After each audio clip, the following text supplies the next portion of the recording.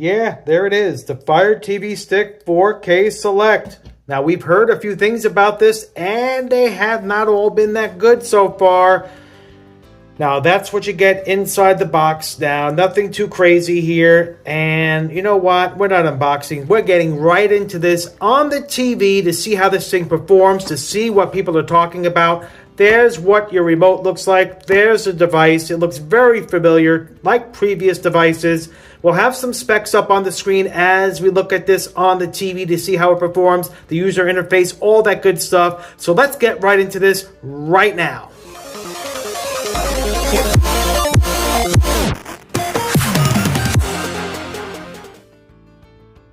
Okay guys, we have the Fire TV 4K Select all set up and ready to go. So here is the setup process, and here is what you get in the box. So take a look at that.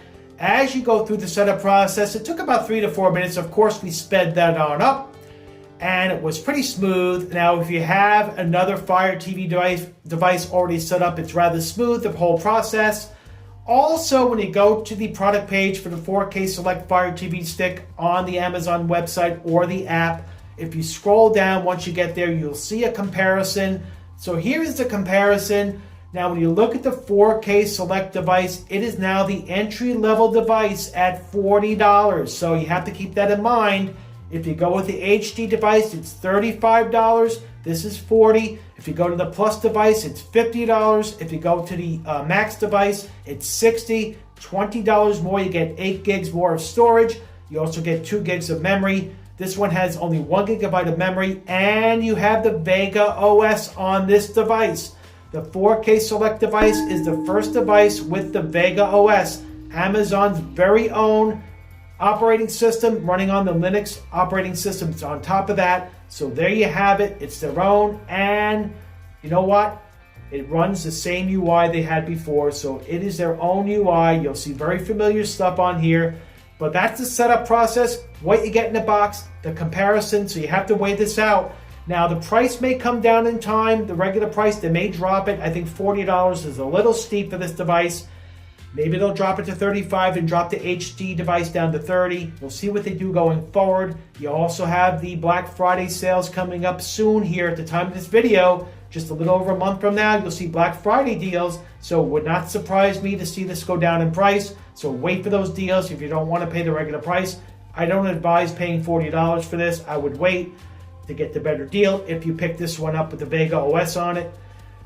There you have it. So there's the setup process, what you get in the box, and the comparison. So let's get into the review here of how this performs. Now, when you get into UI, it is very familiar. And why would they stray from the UI? They would not do that. It would only confuse customers and frustrate them. They own this UI. When it was running on Android, when Google's operating system was running the UI, this is Amazon's UI on top of Google. It's the UI on Linux as well. So on Vega OS, this is all familiar.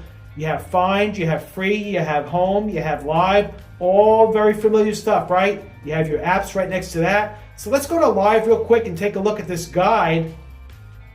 And you have the free channels here. So all included with Prime Video here. Look at that.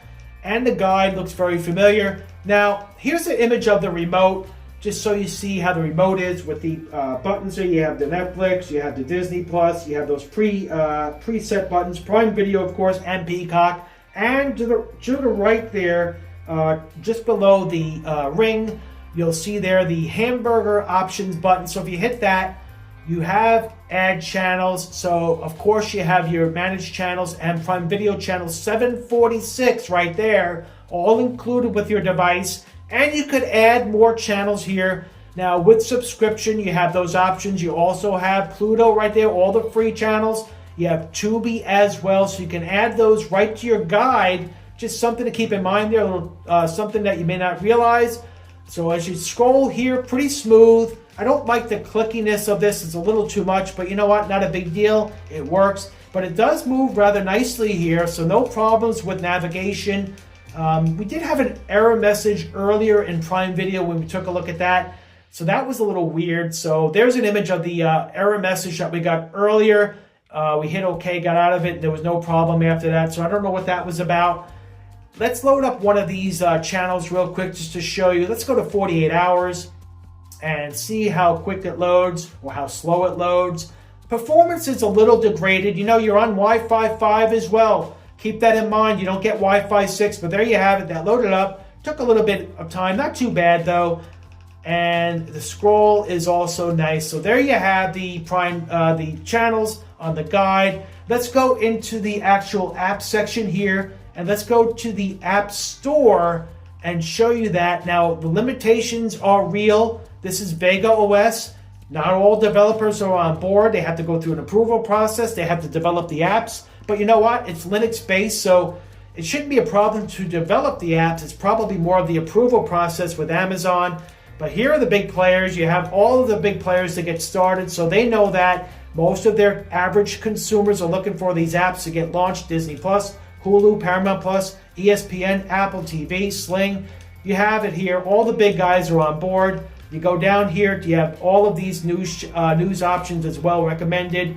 You have ESPN, DirecTV. Here you have the no cable required, HBO Max, DirecTV, Discovery Plus, Hulu, Paramount Plus. There you have it. Pluto TV, Tubi. So you have Plex as well, Hallmark Plus. So they have all of the big guys on here, and more will be coming as we go in time.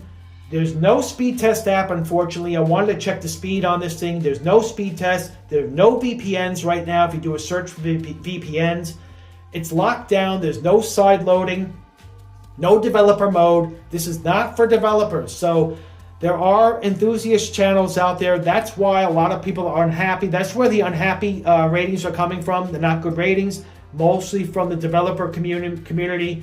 They don't like that it's locked down, and that's understandable. If you're into that type of stuff, it's definitely understandable, but this is not the customer base for Amazon. The shareholders want this type of environment, and they're doing it now going forward. So this is what you'll be seeing, the limitations, and you'll see more apps in time. But there you have, the app library, you have the search feature, it's all there. Voice search is available. We're not going to get into that, but it's all there. But there are limitations.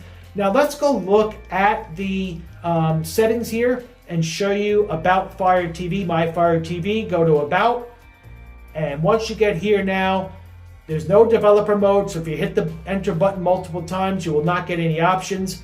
Nothing will happen. Even if you hit About, nothing will happen. So there you have it. So storage right there, internal storage there. 2.99 gigs of 4.61. You have some taken up by the operating system, which is normal. There is a USB storage option, external space.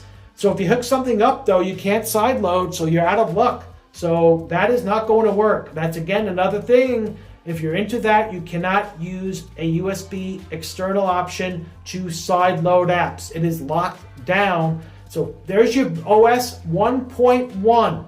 Showing you the software version. That shows you right now we're on Vega OS 1.1.